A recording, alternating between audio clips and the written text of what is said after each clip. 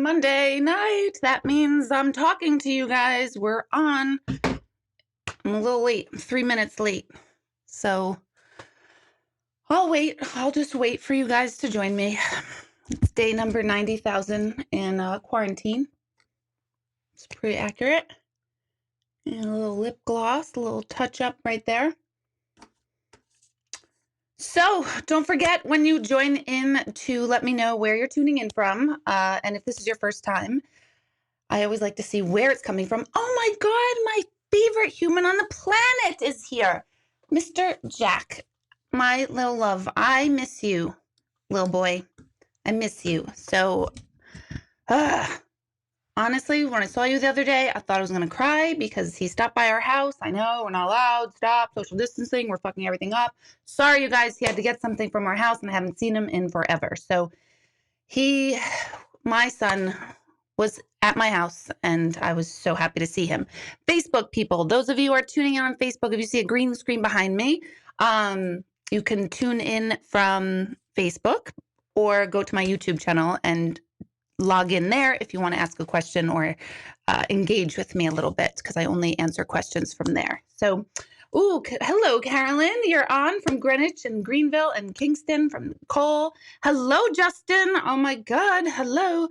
Janine.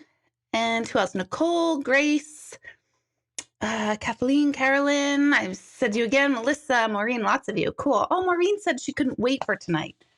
I hope that's because I was on. I think that's what you mean. I'm just going to take it. That's how you mean it. I'm a lot better and I'm sober. I was not sober last week. I came on here and I had 2 glasses of wine, which is my personal Irish limit. Now, I'm going to explain my Irish limit. Irish limit for me is 2 glasses of wine or 2 drinks, 2 beverages. And after 2, there's the Irish in me, the Hanlon in me, that has to make a decision. Because if I have a 3rd, there is no shutoff valve. There's no shutoff valve. But if I stay at 2, I stay okay. And then even if I put some time in between, like an hour or 2, and then I can have another drink and I won't go overboard. But after 2, if I have 3 consecutive, lights out, I'm done. I don't stop. So last week I had 2. I did not have more when I got off of here. I'm pretty sure I didn't. And I think I only had 1 glass since then. So last week was ridiculous. I really was like, woo, my God. I was a little, I was tipsy. I'm not going to lie. I'm not tipsy today at all, sadly. But I gotta kind of dial it back because I'm consuming too much sugar as it is. And then wine, and then that turns to sugar. And then I wake up and I just want sugar. And I gotta stop the madness. Gotta stop the madness. So you guys can relate. Thank you. I'm happy to hear that. Oh gosh, let's see. I think my dad is going to try to tune in tonight. We're going to send him the link and we're going to try to get him to come on, which is fun. Not him being on with me. We are going to work on that too. But I'm hoping that I see him. Oh my God, Justin is saying, when are we going out for 3 drinks? Oh, Justin, I'll do it. Are you kidding me? When this is over, I'm not a social person. Like I don't necessarily, I'm not like out and about and like, ooh, let's go out and have fun. I'm not that person because I get like very overwhelmed, or maybe I'm inappropriate. Maybe if I am out, then I have too many drinks and then it's like, oh, dial her back. So when this is done, let's make a big group thing, like an outing where we all go out together. Those of you who are close by, those of you who are far, get on a plane because you're going to be so happy to be on a plane. Let's do that. Let's do a fun night out, drinking and everything. Everything. There's no limits. I will definitely have 3.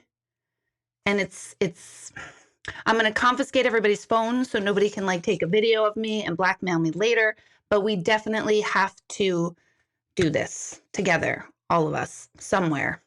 So there's no going back if you go over the Irish limit. Exactly. Thank you. You guys relate. You guys get it. Me too, Lynn is saying. Yeah, you guys get it. I am my father's daughter. Thank God, my parents are shockingly not alcoholics. That's shocking, right? They're both from like super Irish families, But because they're from super Irish families, they had fathers or parents who drank a lot, so they did not. So it skips that generation. And thankfully, I know my limit, but I used to not know my limit.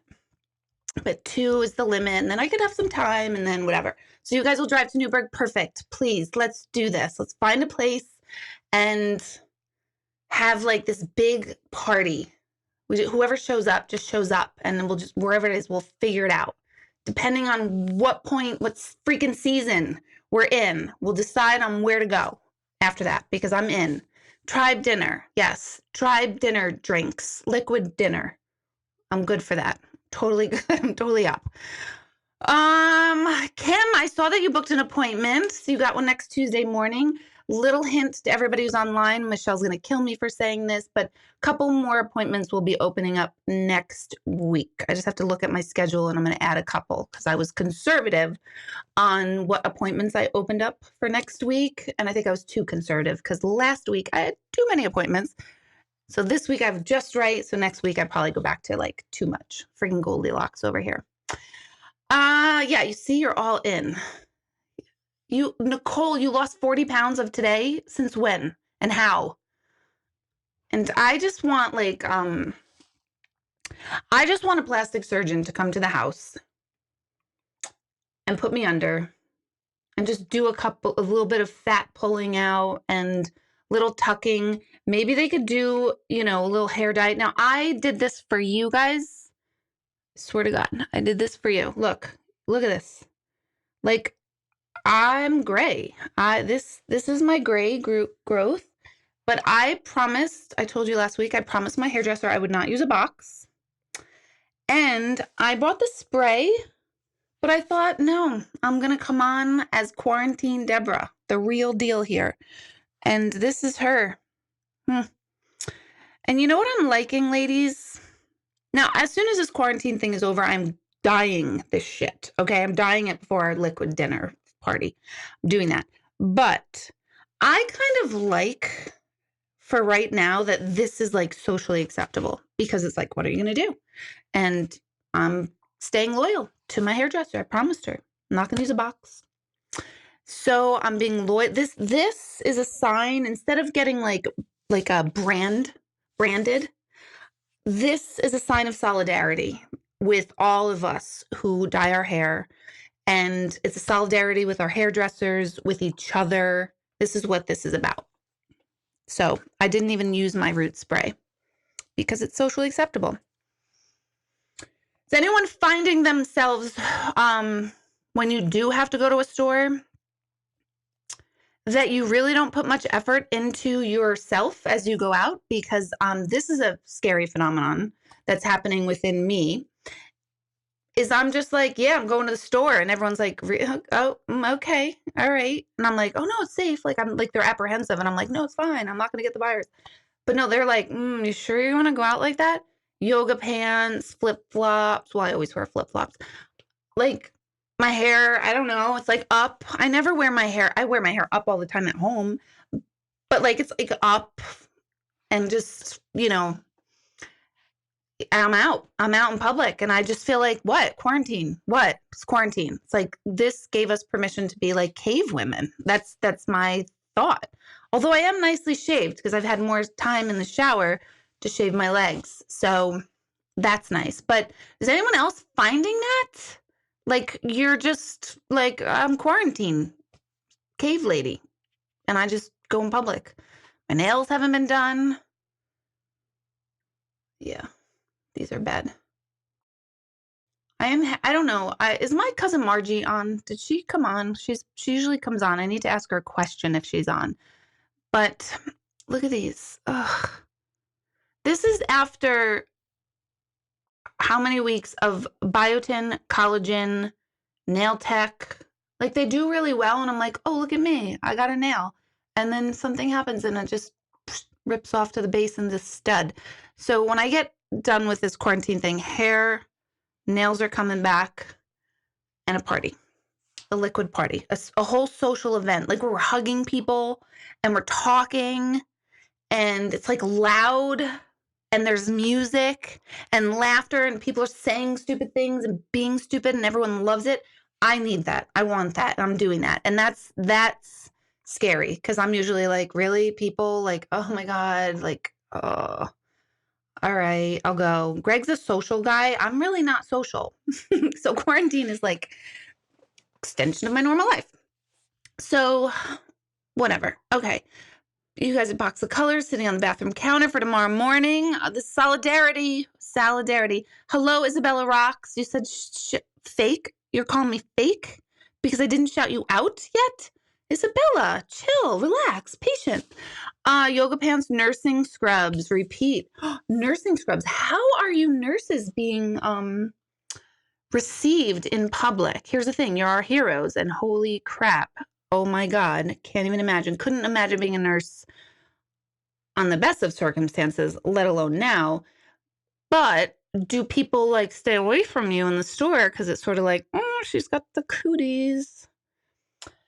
Oh my God. Let's see. I feel like you haven't dressed in weeks. I know. Sweats and no makeup. But I know. It's ridiculous. You gave up caring what you look like. You wore my fire truck leggings out the other day. Right? Right? I'm wearing stuff. If they have like holes in them. And I'm like, what? It's quarantine. It's quarantine. What do you expect me to look like? I'm supposed to like get dressed up. I'm supposed to wear jeans. Jeans is like wedding attire right now. I'm not doing it. It's ridiculous, but I'm worried about myself. I'm worried because I'm not worried. And I'm like, yeah, people could see me. It's all right. It's fine. So what do I got to do? It's quarantine. It's quarantine. I'm curious to see like what Vogue is going to say that is the fall fashions, even though I know they're probably out like 6 years ago already. But like what possibly could Vogue say is the fashionable thing? It's got to be yoga pants and sweatshirts. It has to be, you know, like it's just what is Vogue going to do for the fall? Fabulous clothing. So I don't know. Kelly Pork Poker. Dory Fish is upstairs. It's funny. My dad contacted me like a couple days ago. Well, we talk all the time, but he texted me and said, oh my God, I'm watching your YouTube. This is hilarious. So I was like, oh, you know, I'm 12 years old and I want like daddy's approval. And I'm like, oh my God, he thinks I'm funny. And I'm like, what are you watching? And he goes, I don't know. It's YouTube. It's YouTube. And I was like, oh, that's funny. He goes, from weeks ago. It's you. Oh my God. You're talking about poking pork. And he thought that was hilarious. So I felt really good about myself. Like my dad is like that's my girl, the pork poker. That's my dad's sense of humor too. Fun fact about my dad, just since he's coming up, he lives in California, and he one time went to amateur night at the comedy club in Los Angeles, right? Where all the famous comics are born. And he did stand up there on amateur night. And it's like a thing, if they ask you back, that's like, holy crap. That's like what all comics want. They asked him to come back to do another skit, but he was like, I'm not doing it because I want to end on a good note. He was so successful and everyone was like so hysterical that he was like, I'm stopping there. So I was like, what'd you talk about? And he's like, I could never tell anybody. I can't tell my family. I can't tell my children because it was too raunchy. And I was like, ew, okay, thanks. Good idea. Don't share. But I'm pretty proud that he definitely has a really nuts sense of humor. Actually, my whole family has that. I'll give us that. We have like the most ridiculous, funny sense of humor. If I want to like toot my own horn. Oh, Mike is saying I'm wearing my moo-moos to Whole Foods this week. Yeah, Whole Foods, definitely.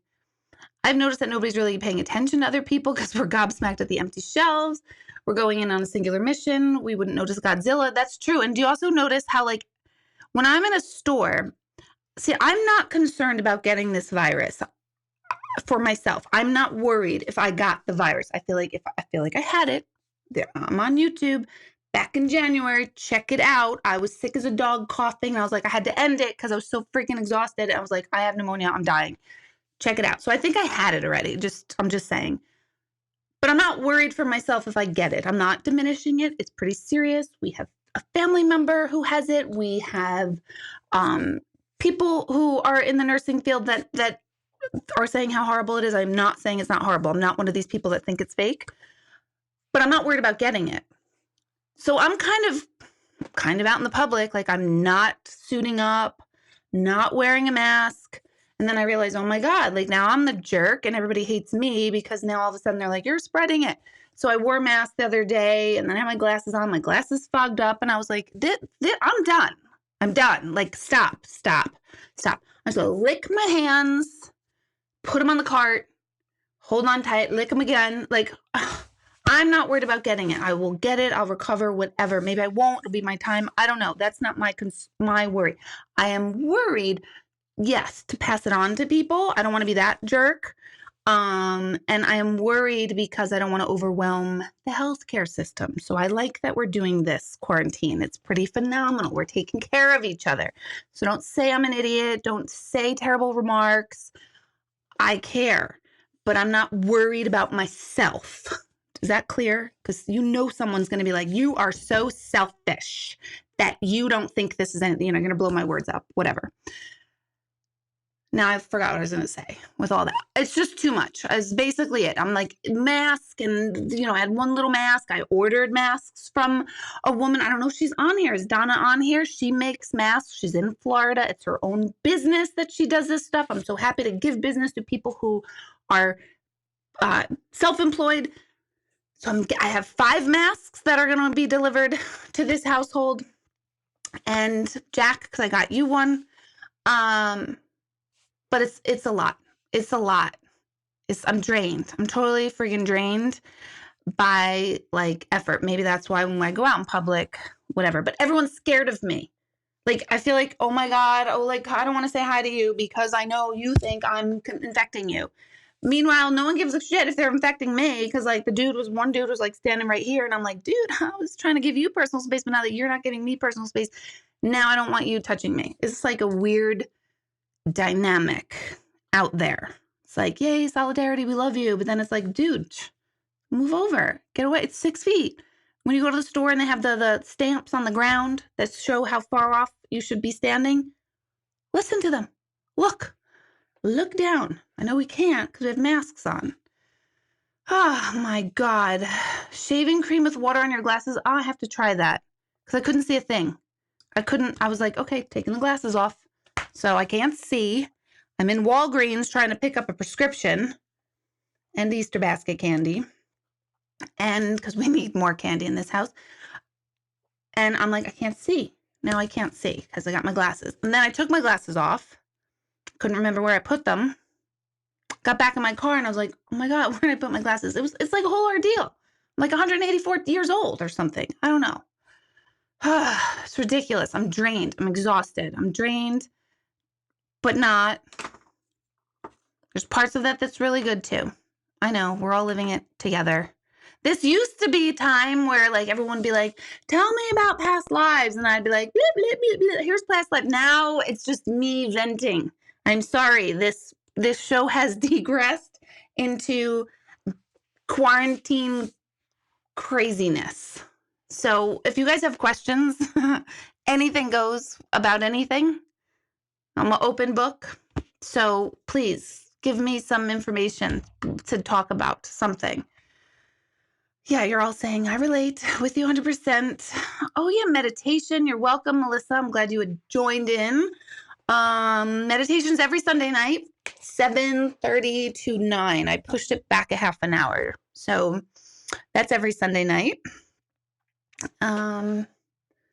Introduction to Mediumship, that was always set to start in May on Tuesday nights, is still staying May on Tuesday nights. It's now going to be online. So if the gates of the world opens up, we will have it in person and online still. Or if the gates of the world are still closed, we will have it just online. So that's Tuesday nights, every Tuesday night in May. And that's a fun class. I think there's 5 of them because I think there's 5 Tuesdays in May, if I'm not mistaken. But the first, you don't have to sign up for all 5, but if you want to take the last one, you have to have attended one of the first 4. So you might as well just do all 5. So There you go. That's what's coming up. Okay, Elizabeth's asking, how do we know if we have a spirit guide? How do we know? I really believe in doing a journey or meditation for spirit guides. I'm glad you guys are focusing me, because otherwise I just ran and I'm like, hey, look, a squirrel. So how do we know? So I believe that the best way to know your spirit guide is to actually experience it for yourself. So I don't like people telling me, oh, so-and-so is a spirit guide to you. Because to me, it feels like, well, how do I know? How do I know? I've said in readings, I've mentioned spirit guides, but I don't typically know them or do that realm because I can't prove it. I can prove, did Uncle Earl smoke a pipe or not? But I can't prove Geronimo is your spirit guide. So I tend to not trust myself actually in a reading with that. However, family members who have crossed on can also be spirit guides. So we have a bunch. I believe that we have different ones at different periods in our lives. I don't necessarily know, think, or believe. I'm unsure of whether there's one assigned to you from beginning to end. I don't really know if I follow that train of thought. Depends on the day. Sometimes I'm like, yes, that's definitely true. And other times I'm like, no, I don't know. I don't know if that's right. So how do you know? I would do a meditation. And every single day of quarantine, I tell myself, Deb, why don't you record that Finding Your Spirit Guide meditation? And I don't. It's the one project that I just avoid. Instead, I keep making beds of landscaping outside of my house. So I would say go and do a meditation. And when I put one out, do mine.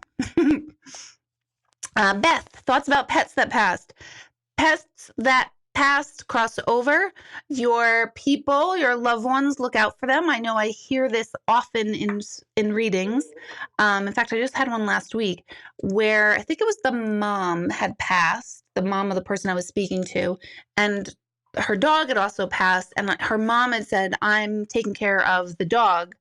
And the mom was not a fan of dogs here in life, and she even said that. So even if somebody wasn't like an animal person here in life, I've heard that sometimes they say, yep, I'm taking care of them or I'm watching over. So they cross over. We're reunited with those energies just as much as we're reunited with the energies of the people we knew here. I don't do animals. I don't connect with animals on the other side. I have, and I don't, that's not my thing. I believe in it, but I don't do that. So good pet psychics are cool to find. There used to be a fabulous one in Rockland, but she passed away.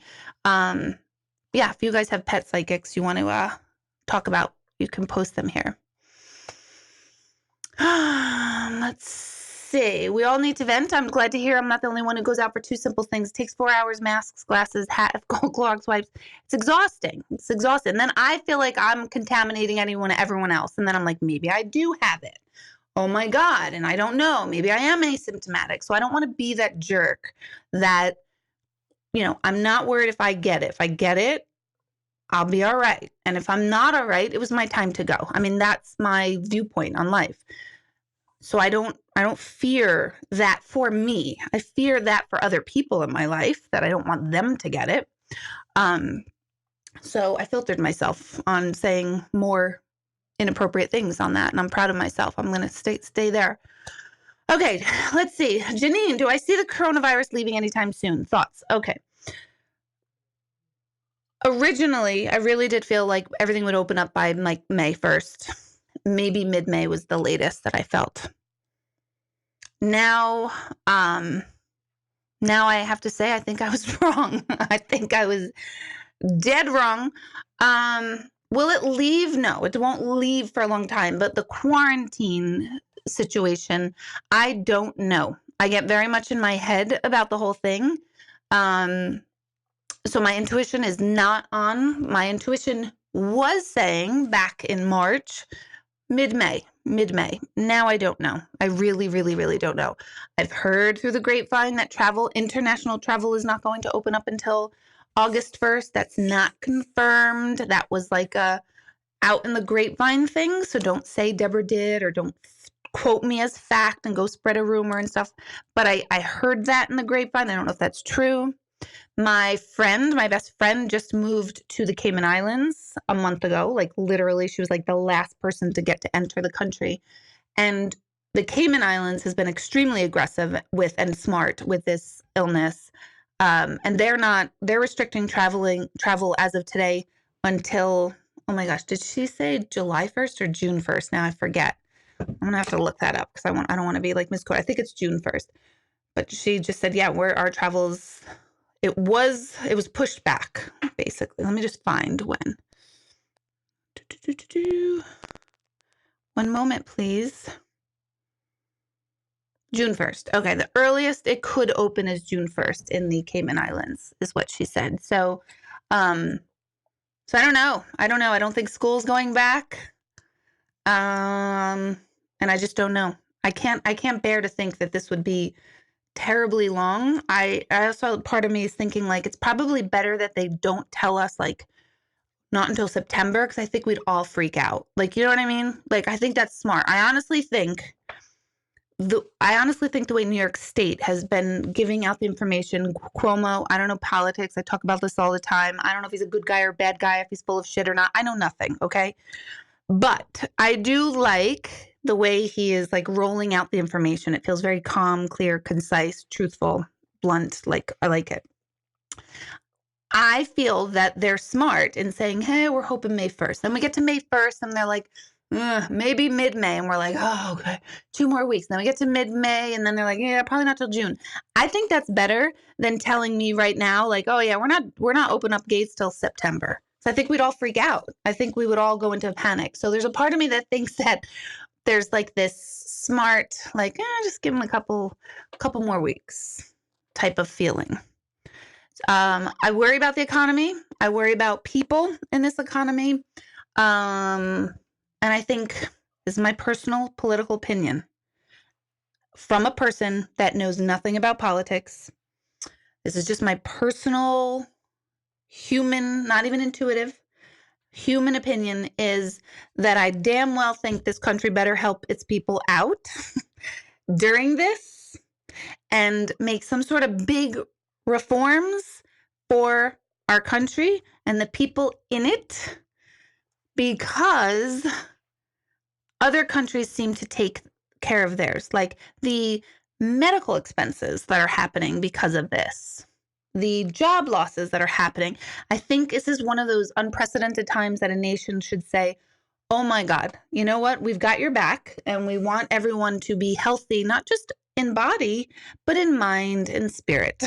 So that's my personal opinion, that they better back their people. And I also feel that if corporations are going to get lots of bailouts and humans aren't, I think we all better blow up and finally make our voices known. That's my personal opinion, because I think people matter more than profit. And now is the best time for us to say, hey, listen, we care about people. We don't give a shit about profit. Let's take care of our people, and then profit will happen for everyone.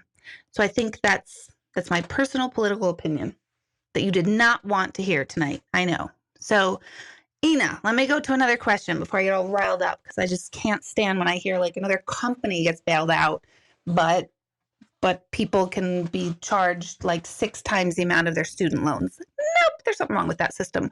Or that someone can't get their insulin, so they die, and we're a really wealthy country, but somebody can't get medication. I think that is like the most absurd thing I've ever heard. And I think we're crazy that we've actually lived with that being a truth and there hasn't been a major uprising. So now that they've canceled my YouTube channel, whatever. So anyway, Ina, I really enjoyed listening to you. Probably not now, right? I always feel better, more positive. Have you ever heard of lifters? There are certain people in my life that always bring me up. Does that make sense? Yes, I love that. I never heard of them as lifters, but I love that. And I want that to be my role, because it's so easy for our brains to go downhill, and it never helps. There's never been a time where panic and anxiety, despair, fear helped. Never. There's never a time. So like, I want to keep bringing people back to like, okay, we're okay right this moment, and we're collectively the same, And the more that we're the same, then we can celebrate our differences, because then we're all unique, but we're all the same. We're all the same asshole. We all are. I can't stand when people start like judging, like, why didn't that person wear a mask? I'm like, maybe they didn't have one, because I didn't have a mask until I found one like in a drawer that my son had. I didn't have a mask. I didn't know to get one. I didn't know. And I'm sorry I didn't have a mask, and now I do, and it's got a big smiley face on it. And now I ordered masks, if that was what we're supposed to do. So like when I see everybody like pointing fingers out there, I just feel like, oh my God, that never helped. That never helps. The non-mask wearing person isn't like, oh, I'm so glad you told me I'm an asshole for not wearing a mask. No, the mask wearing person is like, I can't afford a mask, or I didn't know to get a mask. I'm sorry. You know? I don't think we need to like point fingers at each other during a time that's hard. We don't know why people do. I posted this yesterday. You don't know. We don't know a story. Why do we all like go freaking crazy? Except for my pork poking woman. That woman pissed me off. She made my blood pressure rise. You have to watch it. It was like 2 weeks ago, maybe 3. So thank you, Ina. I like the lifters. I want to be a lifter for sure. I definitely don't want to be Debbie Downer, like quite literal. Okay, Maureen is saying, how can I understand the message being sent to me? I've recognized 1111 a real lot over this past month, maybe more. 1111 is a really common number combination of spirituality. And I don't know where it originated, to be honest. I know Doreen Virtue used to do a lot with angels and angel work. And then now she's converted to like born again Christian. And now she's against everything she ever said. And she says this. It's quite interesting. And now she's very, very biblical, which is cool. But she had a book about numbers and angels. And each number had, or each angel had a certain number. So she has some information on that. But 1111 is one of those combinations of energy that people tend to lock in on and see all the time. And I always call that a wink. So what does it mean? And I like the way you asked this, like, how can I understand the message? Because that's a really important question. Everyone always comes to me and says, I know so-and-so is trying to get in touch with me, but I don't know what they're trying to tell me. I don't know what the message is. And let me tell all of you, this is such a great question. If there is a message your loved ones need you to know and get, they have no problem getting that to you.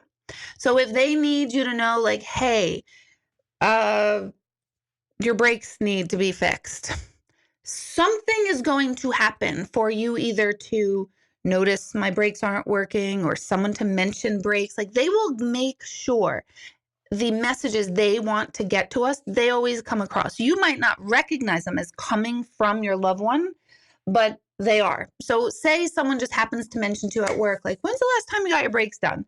And you're like, oh my God, that's really weird you asked me that. I haven't in a long time. I probably should check them.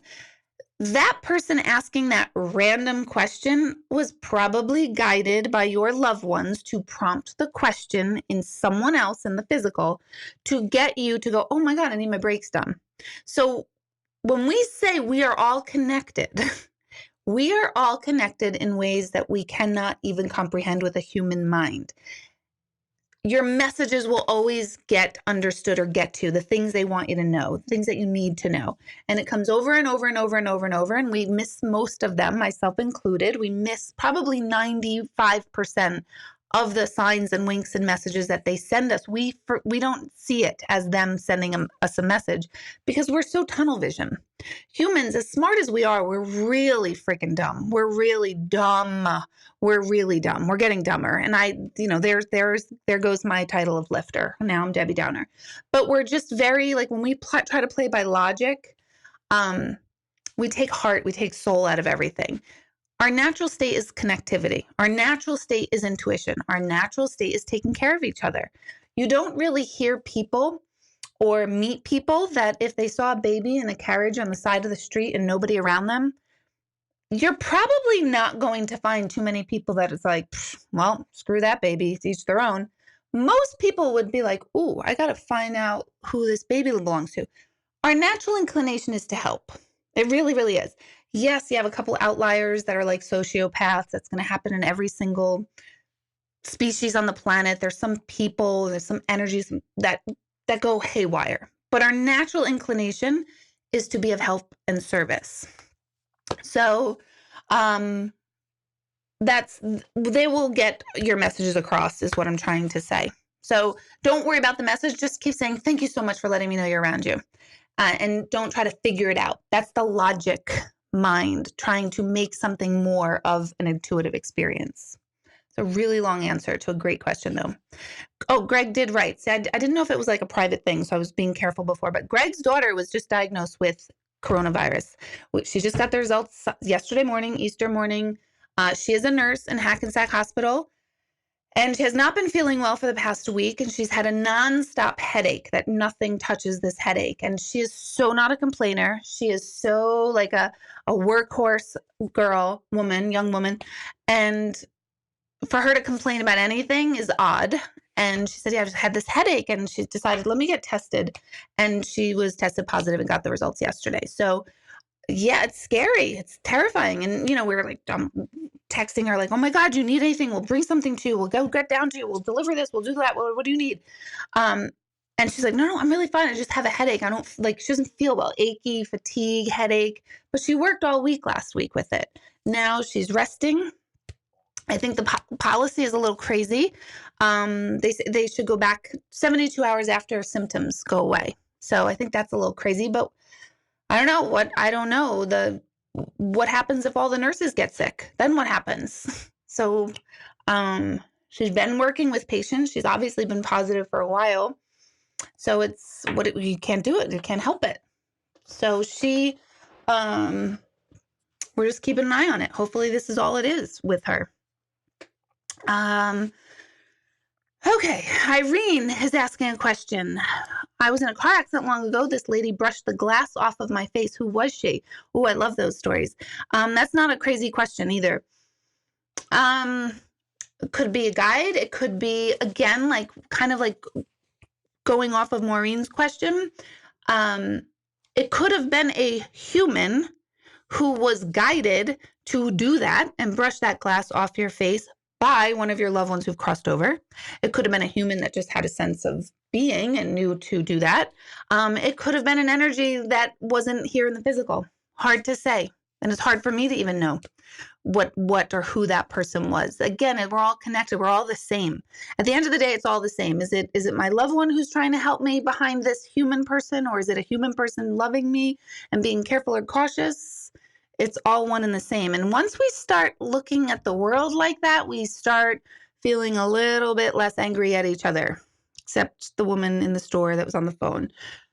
Still pissed off with her. My dad brought her up. Kelly brought her up. Okay, so have you had any COVID victims come through? Yes, I have, actually.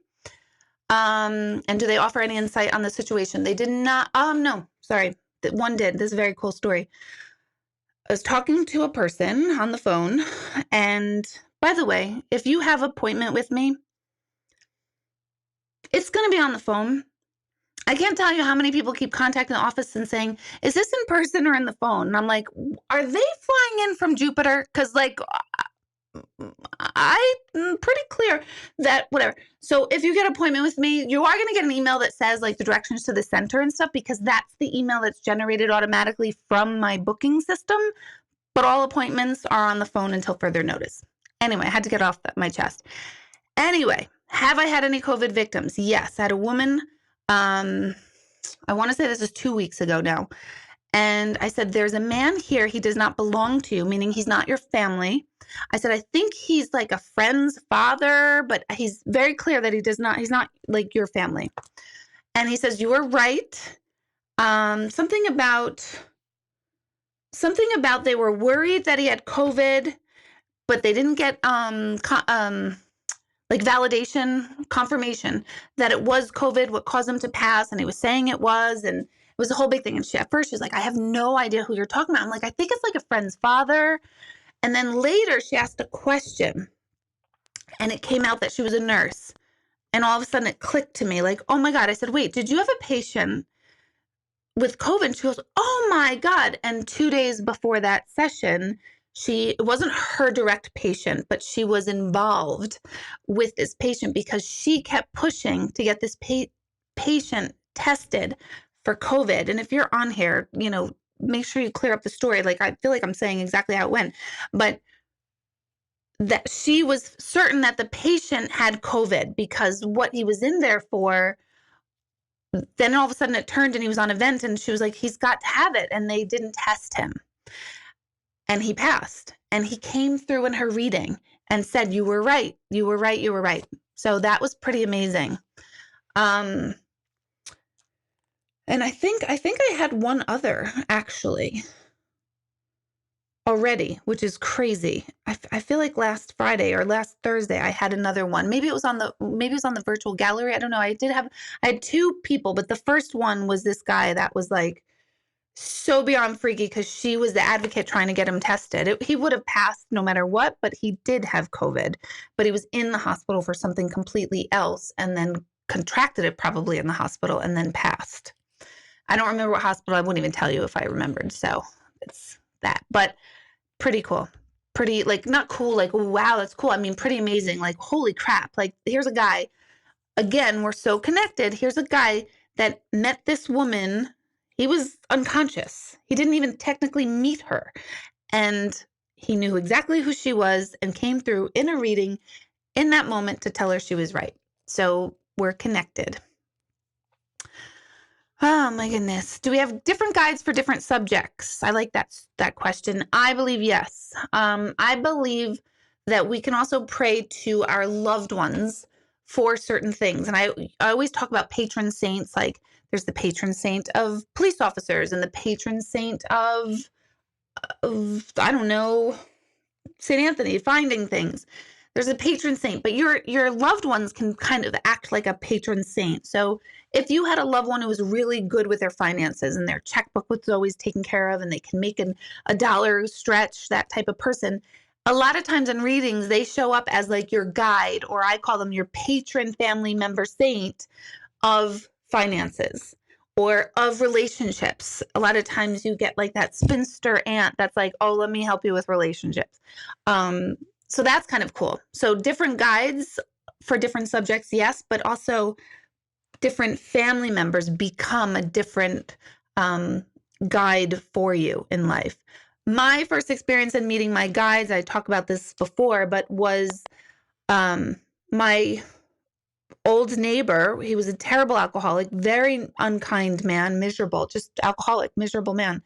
And he's one of my guides. And I actually joke that about drinking and stuff like that, but I really do believe my loved ones have really protected me in that I don't become an alcoholic. I was always terrified to drink.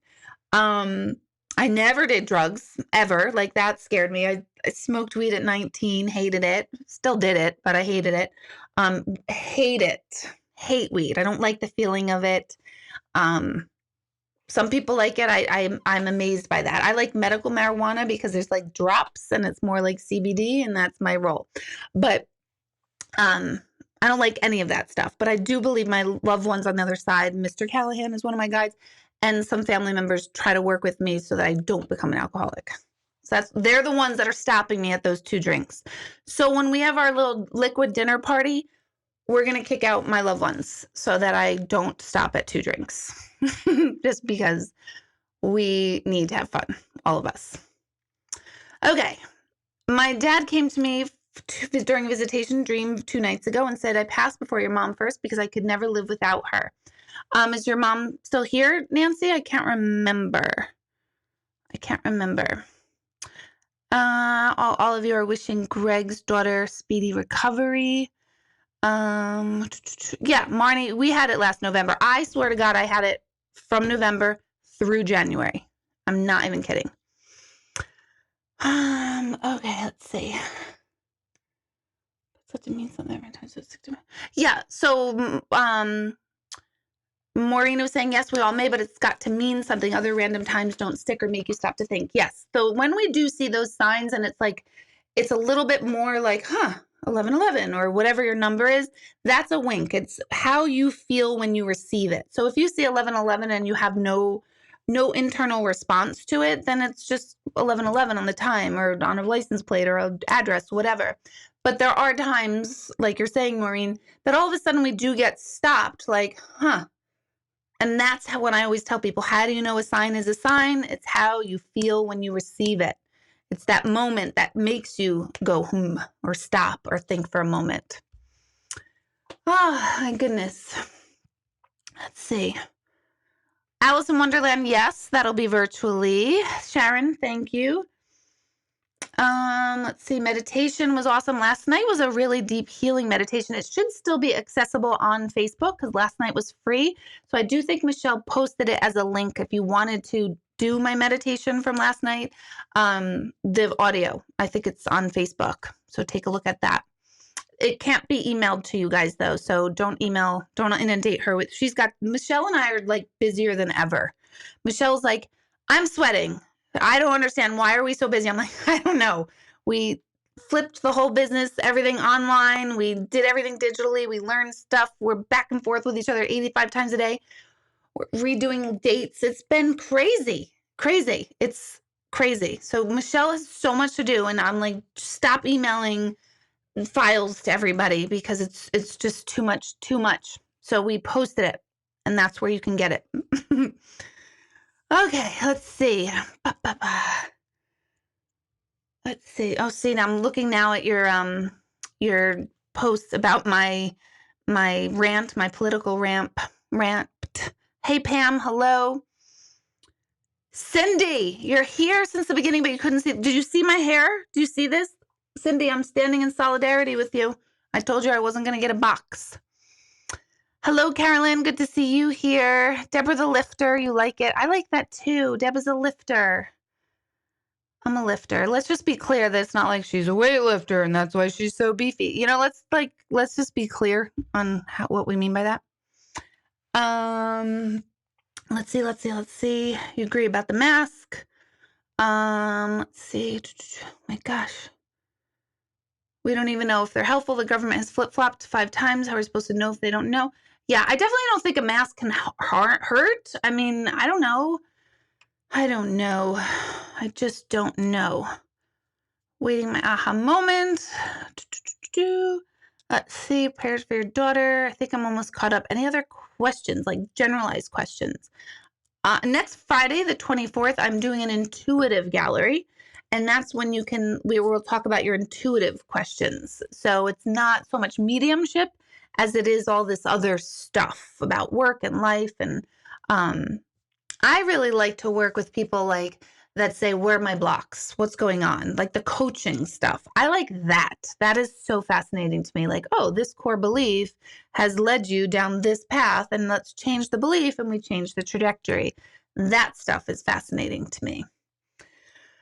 Okay, Michelle, so that question is more like a personal intuitive and mediumship question. So that would be like not tonight because that's more specific. So I don't do any like specific readings. Sometimes I throw that in on this night. One of these days I will, but I have one on Friday first. So if more random people come through, are they our guides? Not necessarily, Noreen. So if you get like Uncle Charles and you're like, oh my God, I didn't even know Uncle Charles. He might be a guide. It doesn't matter if you knew them or not, but just if they come through randomly, it still could be random. It doesn't necessarily mean they're your guides. It doesn't mean they're not either.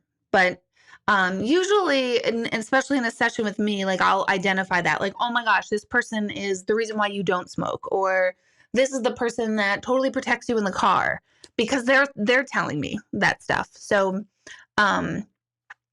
So usually if they're not saying that, then it's more likely that they're more quote unquote random. Okay, let's see. Okay, Jen, I'm going to have Jen on this show. We're going to figure that out. Jen has a really, really phenomenal story that has to do, she knows she's on my screen. She is my screensaver on my phone. So we are going to have her on to have her tell her story, because it is a story of unbelievable faith and hope. It does have a very, very religious aspect to it. But the message, sometimes that turns people off. And if it turns you off, then you're not supposed to listen to it. But it's such an amazing story, and I want her to come on and tell it. So we do have to work out those details. But I can do a FaceTime where she and I are both on here together at the same time, and she can tell the story. But her question is, can spirit guides feel like passing shadows before your eyes, like someone is there? Totally. Spirit guides, loved ones who have passed, that they feel that. I remember as a kid always feeling that, and I wasn't a kid thinking like, oh my God, I see dead people. That was not my story, not my life. If you guys read my book, you know that. But I do always remember getting a sense that there was someone over there, or someone over there, someone behind there. I'd always had that sense. I thought maybe I was making it up. I didn't know if it was real or not, but now I know it's real, but at the time I didn't. So yeah, when you have that feeling, because I always tell people 2 things. How do you know a sign is a sign? 2 rules. How you feel when you receive it, that moment of pause or a moment of relief, and can you make it up? Can you make yourself have that thing happen? You can't make yourself see something out of the corner of your eye. You can't make yourself feel like someone's standing over there. You can't do that. So if you can replicate it every single time, it probably isn't your loved one, and it's probably something else, like a part of your brain, like conjuring it. That's not quite the accurate explanation, but if you can duplicate it, it's probably not the other side giving you a message or a wink or a sign. There's some other explanation for it. But if you cannot duplicate it, then that's how you know. And what I mean by duplicate it is, like, if I say, okay, make that light blink, and it blinks, then I'm like, oh, okay. That's not really a good example. That's not a good example. Like, how could I make that and do that? If you say make the light blink to your loved one and blink twice for yes and 1 for no, and it does it, that's your loved one. Okay, that's that. But if you can't make yourself like just get a creepy feeling like someone's standing behind you, or a loving feeling that someone's standing behind you, you can't make that up. So yes, spirit guides, loved ones on the other side, angels, all of that, saints.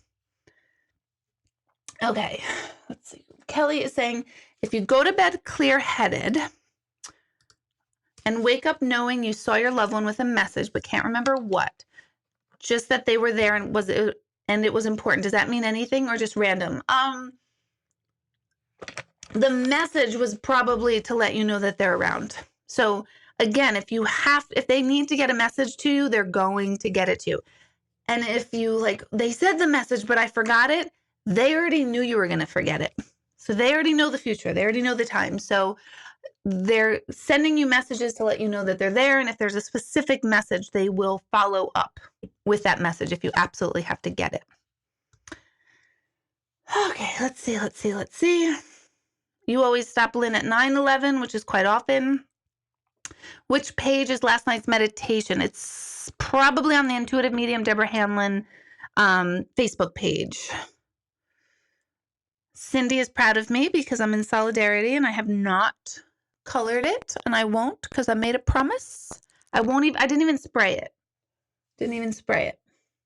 Because oh my God, look at that. Look at that, guys and girls. Huh. It's interesting. Very interesting. Whatever. Irene, am I presently sensing anyone right now, or can I block it? I totally block it.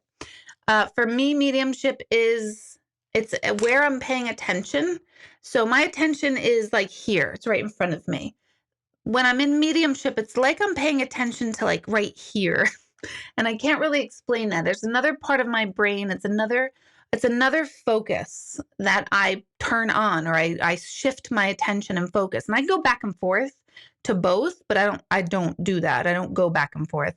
That's why I do all my readings for the day at one time. I don't do them like throughout the day, because it's extremely exhausting to be in that space in my brain for me. Some other mediums feel more energized when they do readings. I don't. I actually had someone bring that up.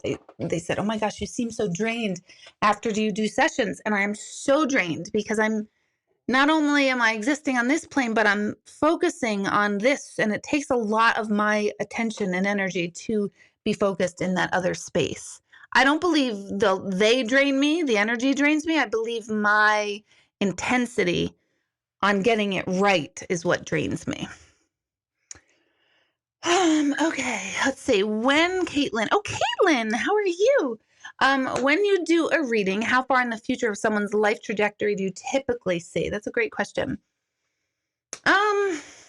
It varies, but I would say maybe 5-6 years typical. But I know that I've expressed messages for 10-15 years out. So I know I have said that in readings, but that's not typical. Most common typical is within 2 or 3 years. Maybe 5, the most, is typical.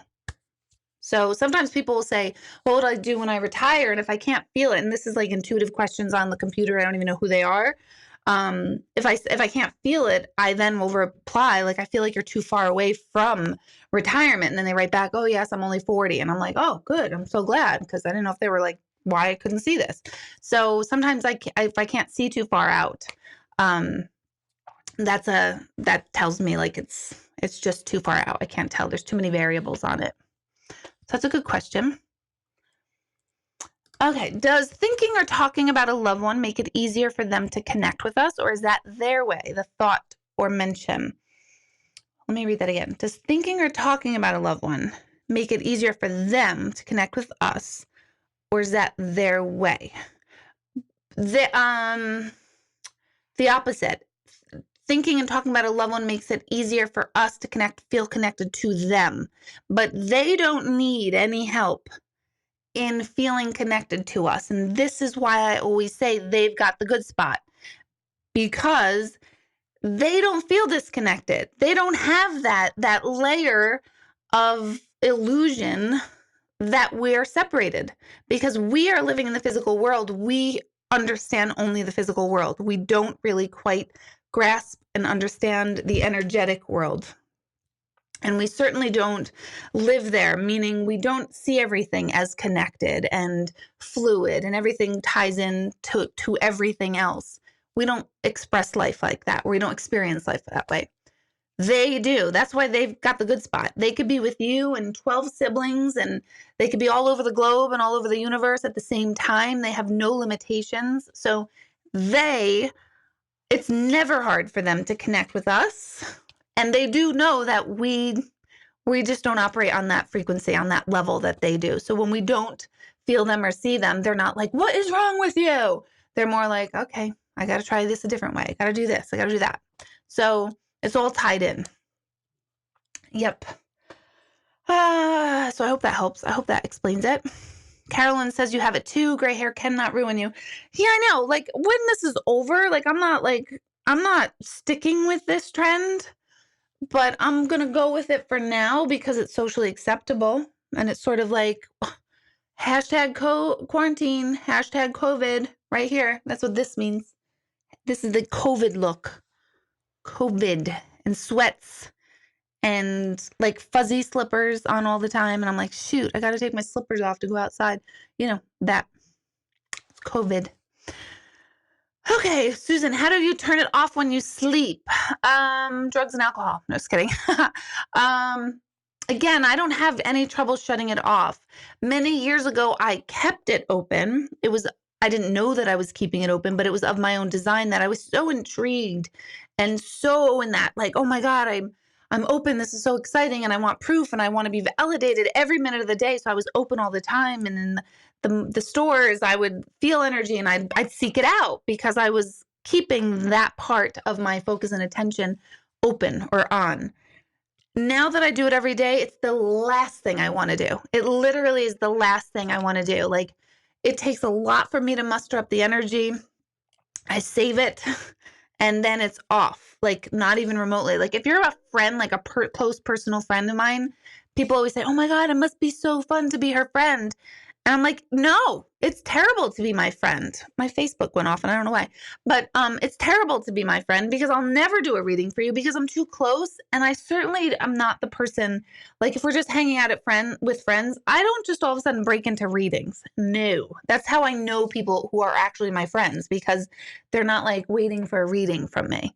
Or if they are, they don't let me know that they're waiting for a reading. I don't know. So I'm like, you don't want to be my friend. You actually get less read if you're like my personal friend. Unless I have 3 drinks and then I don't know, all sorts of shit comes out. Is Justin still on? Let me just try to figure out why Facebook went goodbye. I don't know what happened. Hold on. Ugh, it's not reading my face. It probably doesn't recognize my face because it's gray. Let's see. Oh, Facebook used my location 18 times. That's great. Glad they're watching. My location. Where? My house? I didn't go 18 places. Oh, I think they're doing some sort of whatever. I'm sorry if Facebook people, they just all got kicked off. Oh, well. Wasn't my fault. It was Facebook is doing an upload. Or they're shutting me down because I said that they better not give out money to the corporations. I don't know. Whatever. So I go to bed and I don't get anything. I'm not someone who ever gets messages through dreams, ever. Not even for myself. I had 2 visitation dreams. The first I wrote about in my book. The second happened shortly either before the book came out or right after. And it was a client, Nick. Everyone knows him. Everyone called him Skitch. And he came through in a dream.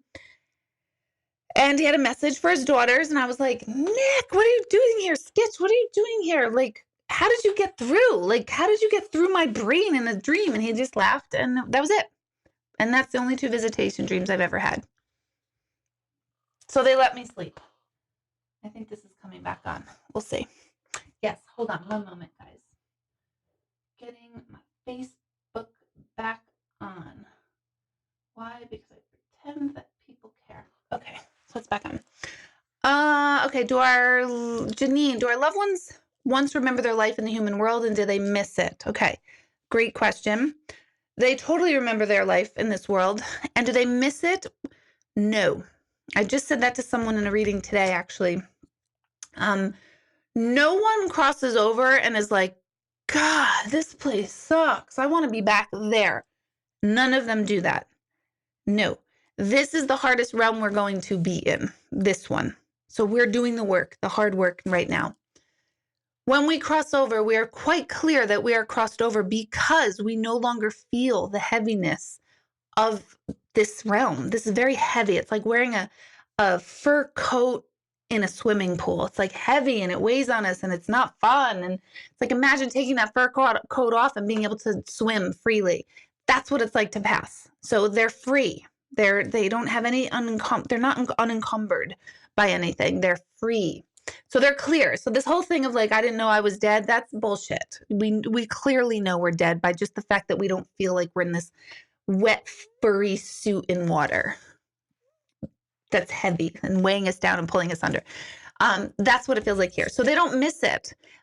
People get upset when I say that because they say, well, they don't miss me? They don't miss us? No, because going back to the question before, they're not disconnected. So they don't miss you because you're right there for them. You're accessible to them all the time. They're right there with you more than you even know.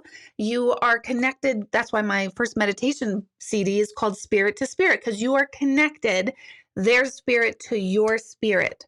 So they don't feel the disconnection at all. In fact, they feel more connected to you.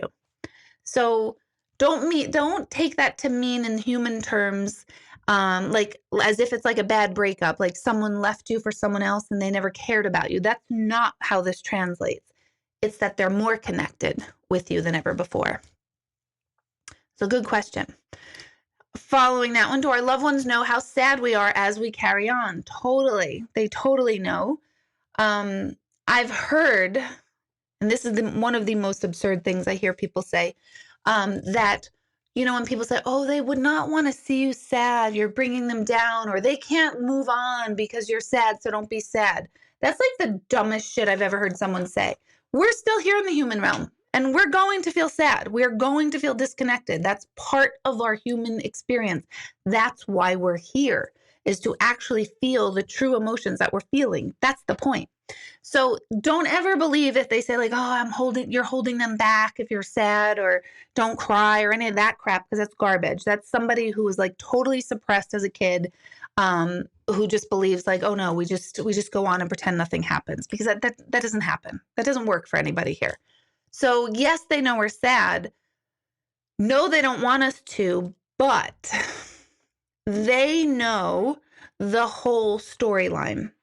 They know that your grief is going to bring you into a different dimension of your own personal soul's evolution, and that their death was always meant to be a part of your soul's evolution.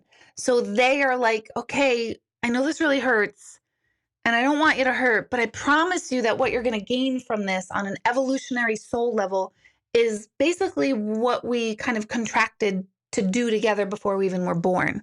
So they also get the benefit of like, just hang in there. You're going to see why this all played out. It's good. It's like a good ending to a movie. So that's why they're not sad, because they also know like it's good for you. It's kind of like a much lesser, analogy to this is when a little baby is learning how to walk. When they're just wobbly and they're pulling themselves up on the couch or like a little table or whatever, we know they're going to fall.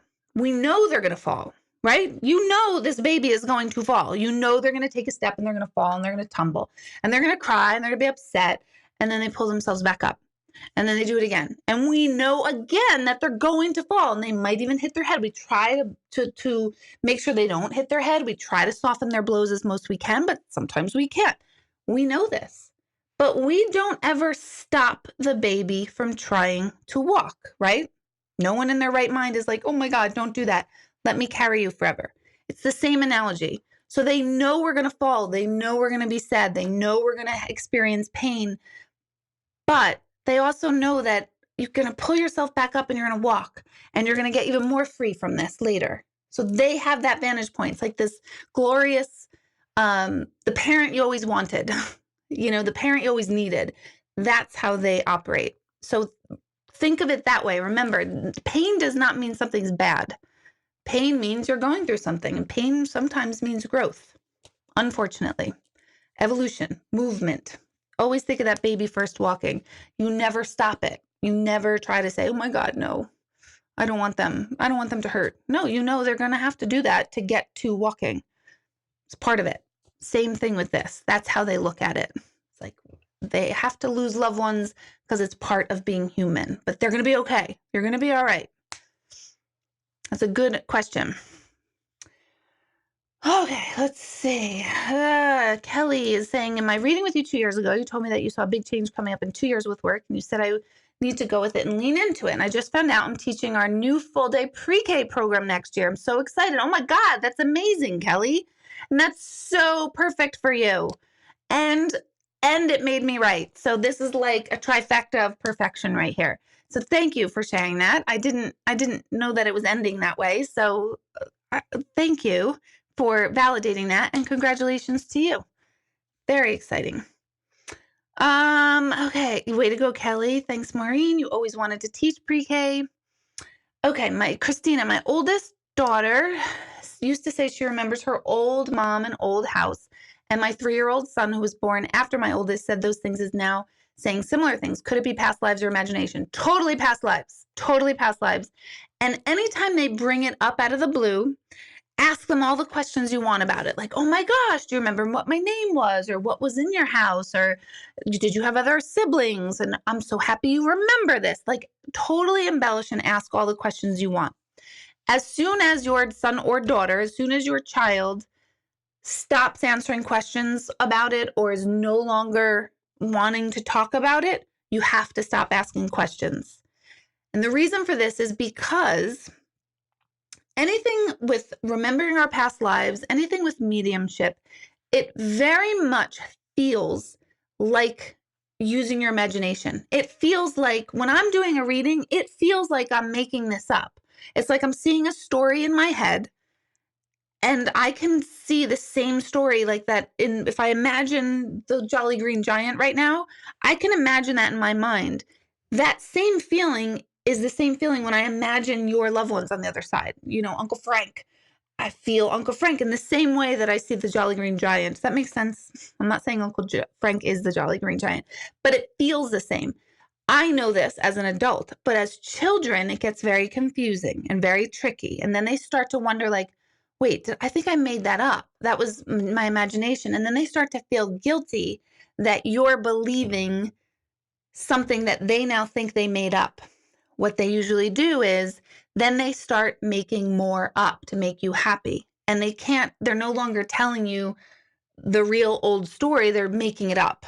So you don't want your kids to do this because then they have guilt about it and then they feel like, oh, all messed up about it. So ask the questions when they bring it out, when they initiate the conversation, you can ask anything. As soon as you notice that they're like, no, I don't feel like talking about it anymore. And a lot of times kids will say that. Kids will be like, I don't know. And they'll leave and you're like, oh, I want it every more. I want more.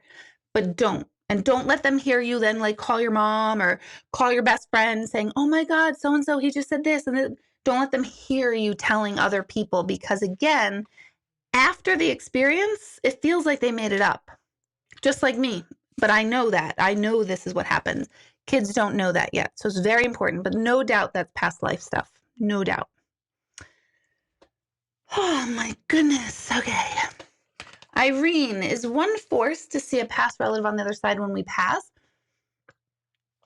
In other words, if you never want to see someone again, do you see them anyway? You totally make sense. Yes, you are totally going to see them again.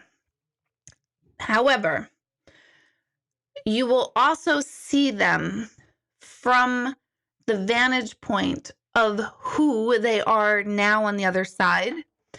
I wrote about this in my book too, so I forget what chapter it's in, but this is helpful. You're no longer going to have the same human response that you had to them here because neither one of you are any longer human. And human equates to limited, restricted. That's how we are in human. When we cross over, we're completely powerful and all-knowing and light. Human, we're like shadows. The other side, we're the light. So that person is now equal light to you. Even if they did like the most horrible thing on the planet to you, you will understand their soul and spirit self and connect with that person. And their human self is just their human self. In other words, only the human self screws things up.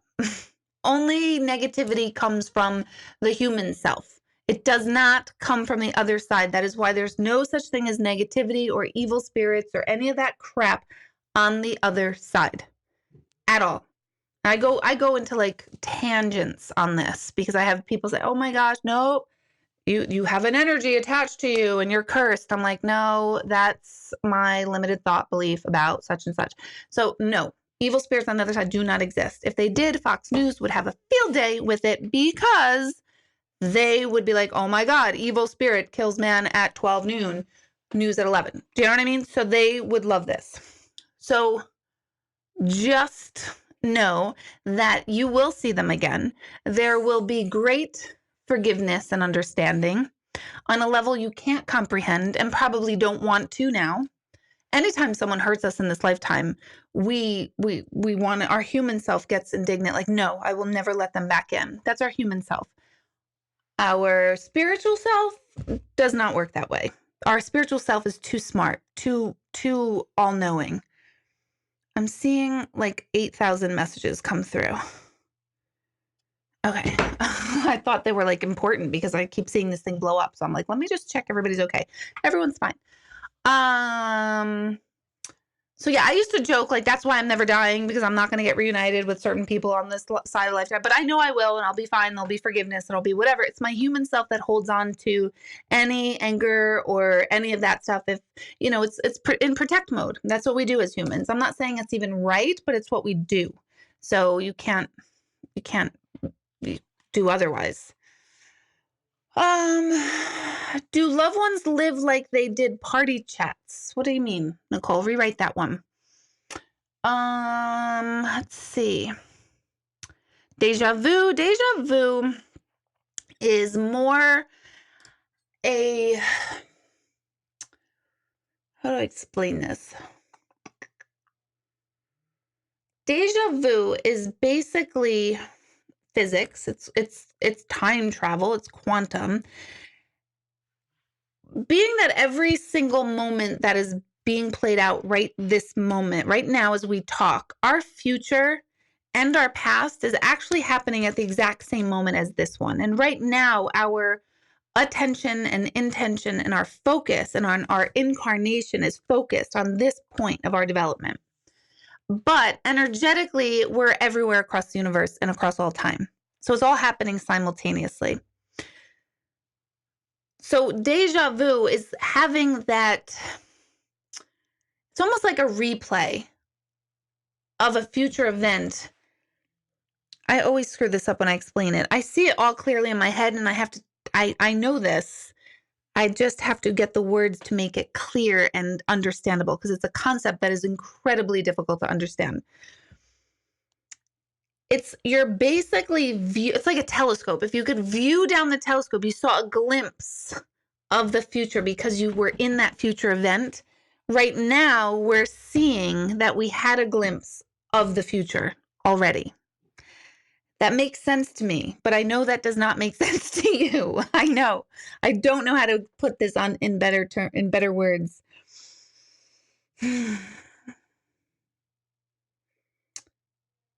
The future event is looking back on you in the moment, having deja vu with yourself, recognizing that moment happened already. Yeah, that doesn't help either. It doesn't help. So deja vu is different than past lives and all of that stuff. It's something that happened usually within this particular lifetime that you're getting a glimpse of from the future. Like you're like, oh my God, this moment happened already. So-and-so is going to walk through the door right now and blah, blah, blah, blah. All that stuff happens. I used to get that a lot as a kid, and I had it recently, like within the last month, very recent. And I was like, oh my God, this is deja vu. I haven't happened. It snapped me right out of it. But yeah, I don't know how to put it into better words. Which I don't like. So I'm going to have to work on that explanation. If it comes to me, I will let you know. Thank you guys for hitting thumbs up. Thank you. Let's see. Do we look the same when we go? When we pass? Not necessarily. We'll show up all different times and ages. And that's why I always have them kind of arrange themselves to me as how you knew them to be. So like if your grandmother passed when she was like 40, if I see a woman and the person I'm reading is about 40, if I see your grandmother at 40 and I see the person in front of me at 40, I think they're sisters, but it's your grandmother. So I don't want them to come through as the age. I want them to come through as the relation or the generation that they came in. So in my sessions, you'll hear me say, no, they came above you, or no, they're at the grandmother generation. That means 2 generations above you, or no, this person's much younger than you, or this person's to your side. That means they're in your peer group. You're in the same age group. So I don't typically see them at any particular age. So sometimes I have no idea what age they were when they passed. Same thing, like my brother who passed died when he was 4. He's my brother. But if he shows up at 4, a medium might think, oh my God, she had a son pass, because they'll see a little boy. So that's confusing to me as a medium. So I don't want to do the age thing. I do the relation. So my brother will show up to my side, which means, oh, he was my peer. And I still might not know his age when I'm doing the reading. Sometimes I totally know how old they are.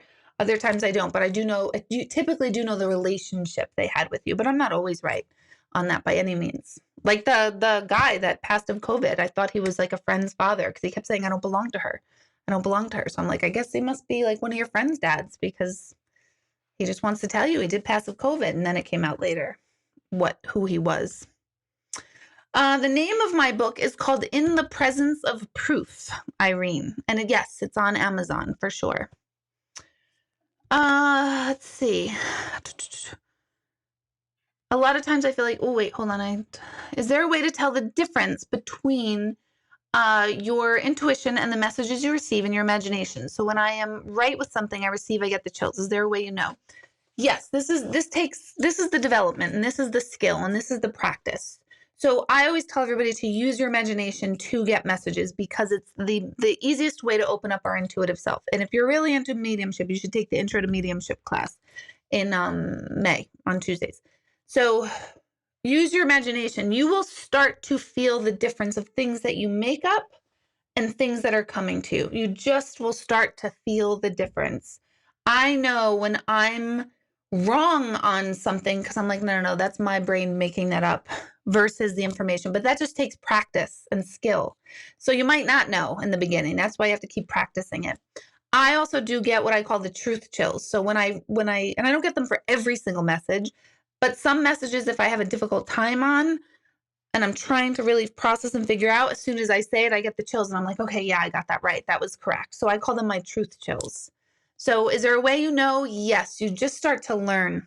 You just start to realize that. And there's always gray. Still with me, there's stuff that I'm like, I don't understand what they're saying. I don't get this. They're showing me this. It means nothing to me. And I'd say 8 times out of 10, they'll say, oh my God, I know what that is. You know, and other times, today I had it on the phone with something, and I was like, I have no idea why they're I can't even put it into a context. I don't have a message, nothing. I want to remind my Facebook people that I don't answer questions on Facebook, so you can tune in. I just keep it on in case you want to just tune in. But if you have a question, you can pop onto YouTube, and I'll answer your questions over here. Okay, a lot of times I feel like it could be my imagination. I don't want to trust it. So you're just going to have to play with it. And I would also say to practice it, not with your own stuff, but like find a friend who you could practice with, or join what's called a development circle, where people come to practice their readings, and in like an environment that you don't know the person, so you don't know stuff, but they're open to you practicing on them and making sense of things. Those are helpful.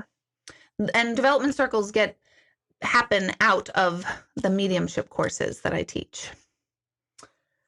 Okay. Oh, I thought quantum physics was easy. It is easy for me, Gregory. It's hard for me to explain it, boy. Melanie, I don't understand the whole past, present, and future all happening simultaneously. Yeah.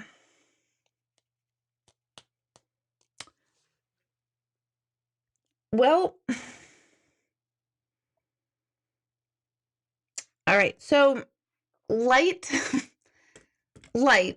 the energy known as light. Scientists have figured out that light expresses itself in 2 forms, in particle form and wave form. So what the hell does that mean? That means sometimes light shows up as an individual measurable particle of energy, and they can look at it and they can study it. But then also sometimes that particle expresses itself in a wave form. So it's basically like a drop in the ocean, which would be the particle, or being the ocean wave. That particle is part of something much bigger, and together they express through I want to say all time, but that's going to screw things up if I say that. So we can be expressed as particle or wave. I like to think of it as our energy right now as humans, we're like in particle form. And to me, what particle form means is that we have a shape, we have an identity. And my identity, my particle form is known as Deborah, yours is Melanie, and everyone is their individual particle self. But when we pass, we lose the shape and the form, and we become wave, meaning we're part of everything. There's no more separation between Deborah and Melanie, and Deborah and this desk, and Deborah and the ocean, that we're all this one energy field, the wave. So, however, right now, as we're particle Deborah, particle Melanie, we're also wave Deborah, wave Melanie, because we're also part of the whole. This is where it gets confusing. but it can be expressed as both. And then to throw a total curveball into all of this, but as soon as a scientist observes a particle, that particle will behave according to the way the observer views the particle. So there's no such thing as reality other than reality existing in and of itself at its finest form. The moment something is observed, it's changed by the observer. In other words, you know when people say, how you perceive me is not a reflection of me, it's a reflection of you. That's basically the way the whole world works, is that everything we see and everything we understand in the world is a reflection of who we are inside. So people who are always talking about angry people, or people who are this, or people who are that, or people who are stingy, they're usually actually the ones that are owning and being that personality, but that's why they keep seeing those energies outside of themselves, because they're observing that one thing. So we're particle, we're wave, we're light. Now imagine the sun, right?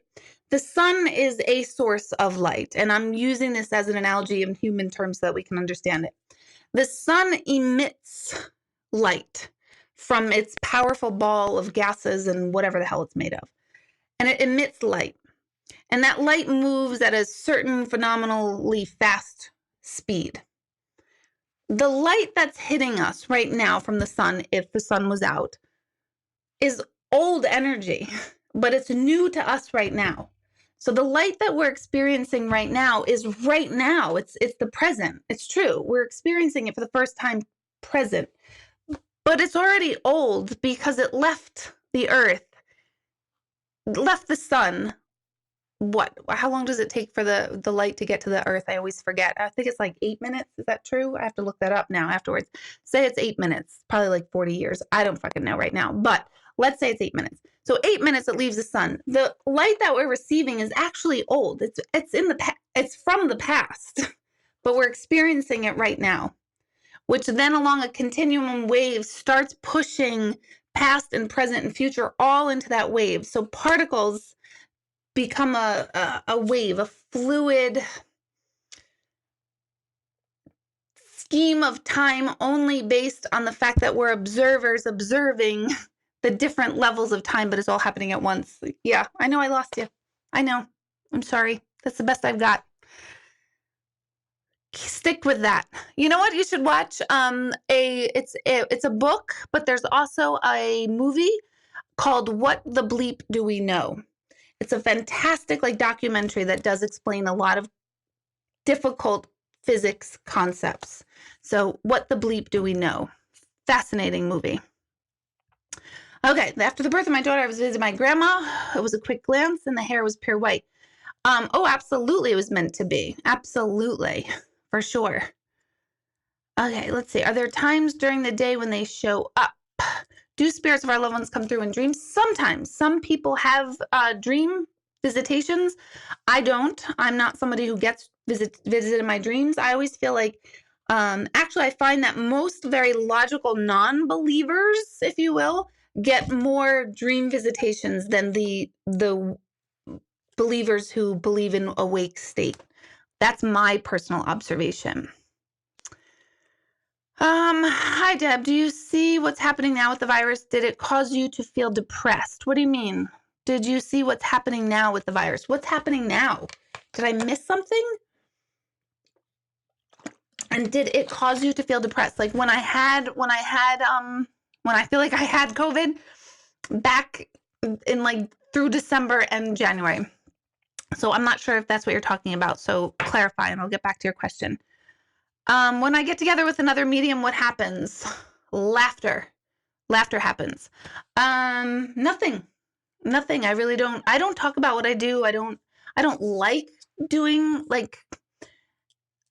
I live, eat, breathe, and sleep all of this stuff, but do I have any more medium friends anymore? I don't even think I do. My one that I did have just passed last week, actually. But nothing, just laughter. We don't talk about it. Shireen, of course, Shireen is my friend. We don't really do readings on each other. We just talk about other stuff.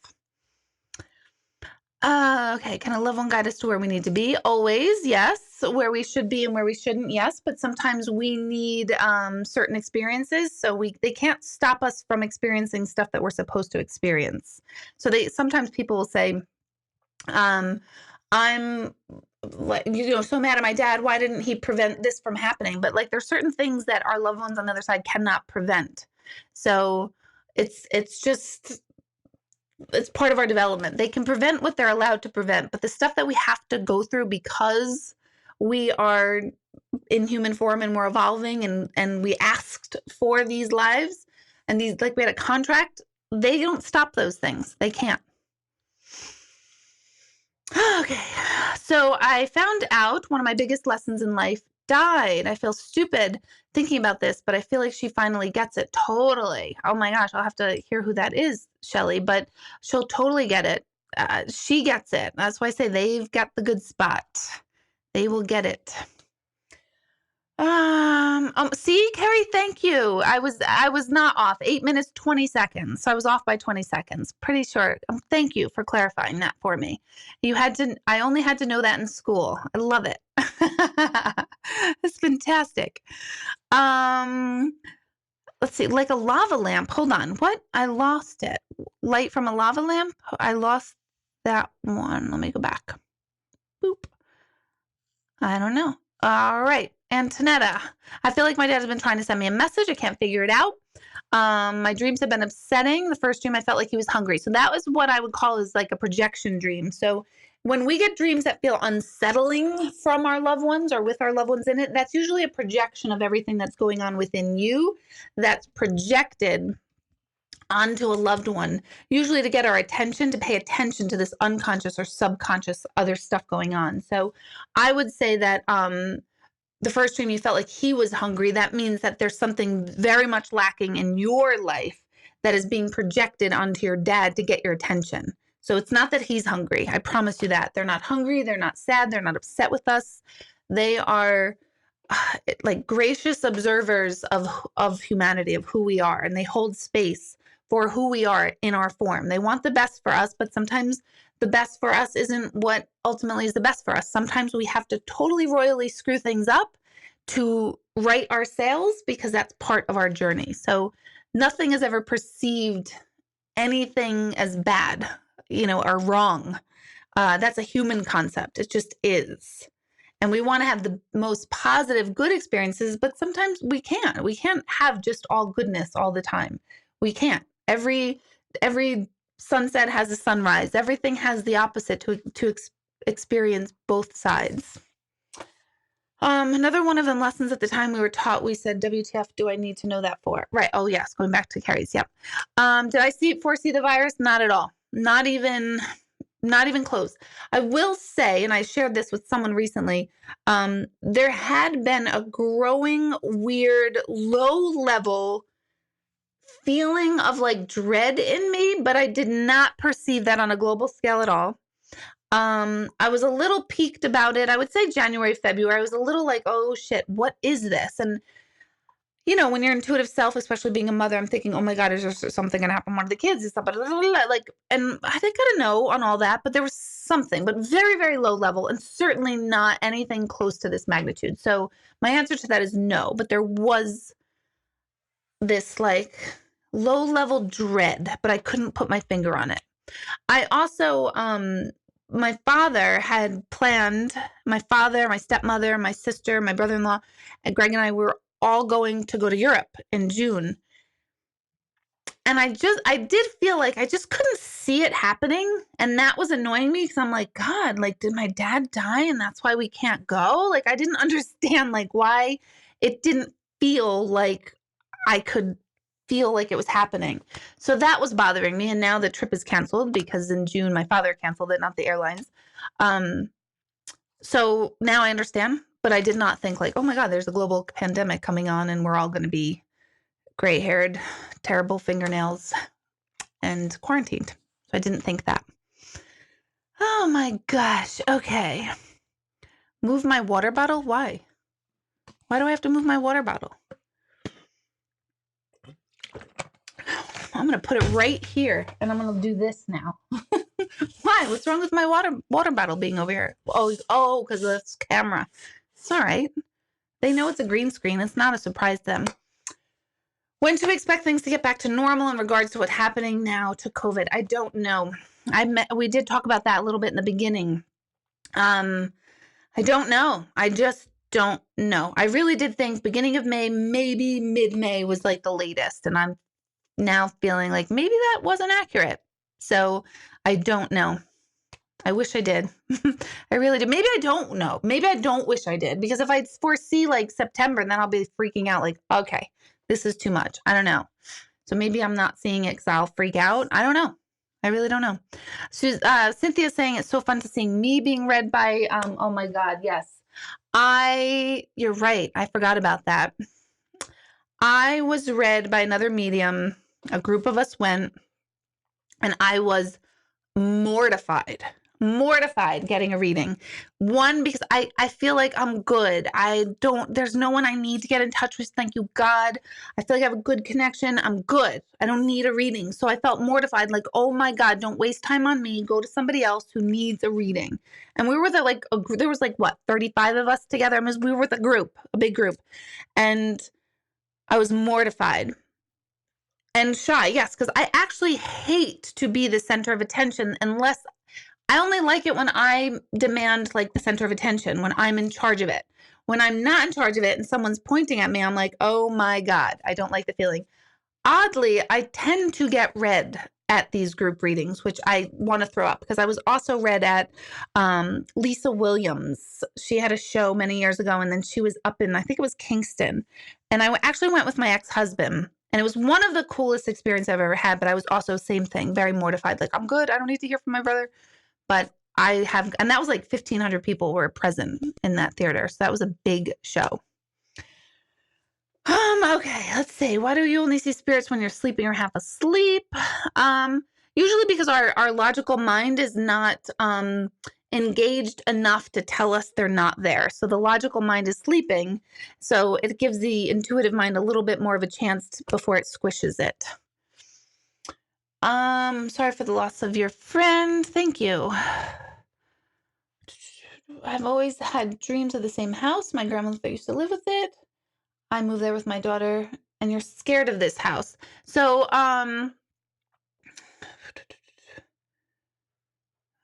you're scared of it because you know the history in it. So, like, if you get like a vibe or like that creepy feeling, that's your projection of your stuff. Like, you're almost like worried that your grandmother's there or not there or whatever. So, you don't need to be scared of your house. I promise you that. But it's way deeper than like anything to be scared of. There's a lot more behind it for you than just like energy. Thank you, Nancy, with the lava lamp. Got it. I actually got that after I went past it, and I was like, oh, I know what she's talking about. So thank you. We're like this, you and I. A month ago, I had a dream of my grandmother. She's still alive today, but not consciously all there. Yes, a lot of times when people are not consciously here, or people who have dementia or traumatic brain injuries, children or adults with autism or nonverbal, they're very much like you can read someone on the other side because their energy is both particle and wave. They're both here and there. So they're in both spaces. I had a reading today with a woman whose mom is dementia, but I was talking with her mother. Even though her mom's still physically here, her mom was still connecting. So that's always amazing. Okay, so, Suzanne Northrup was the first gallery I ever attended about 30 years ago. Isn't that wild? She has become a friend of mine. Not like we don't hang out and stuff, but like we text each other every once in a while. She has been unbelievably supportive. So she's pretty cool to any new medium on the scene. She is very helpful, very helpful to new mediums. So she's been around the block forever. All right, I am going to end here because it's 10, almost 10:15. I will talk to you guys again next week. If you want to get on my mailing list to know if you want to know when my appointments open up, you have to get on my mailing list. So that's through my website, deborahhanlon.com. Classes coming up. The intuitive gallery is next Friday. It's online, virtual through Zoom. So that'll be when I can answer a personal intuitive question of yours. Plus, we'll probably do some like other techniques to help you learn how to be more intuitive. I usually weave that through. A lot of different classes coming up. So May, and lots of virtual galleries. I'll probably do a mediumship gallery once a week through this COVID time. So usually Tuesday nights. Tomorrow nights is sold out. And I think the next one is May. The first Tuesday. No, it can't be. It's in May. It's out there. So all that's coming up. So have a good night, and I will hopefully see you guys next week. Hang tough, hang tight, keep going, be a lifter to other people around you. Anytime you hear that judgy voice coming at you and wondering why someone's behaving a certain way, just tell yourself to shut up, because you don't know the whole story and you don't know. So we all need more kindness being projected out there instead of judgment. So when you feel yourself judging, dial it back and be like, you know what? I don't need to do this right now. So that's my tip for the week for you. So have a good night. Thank you for tuning in, and I'll see you guys next week.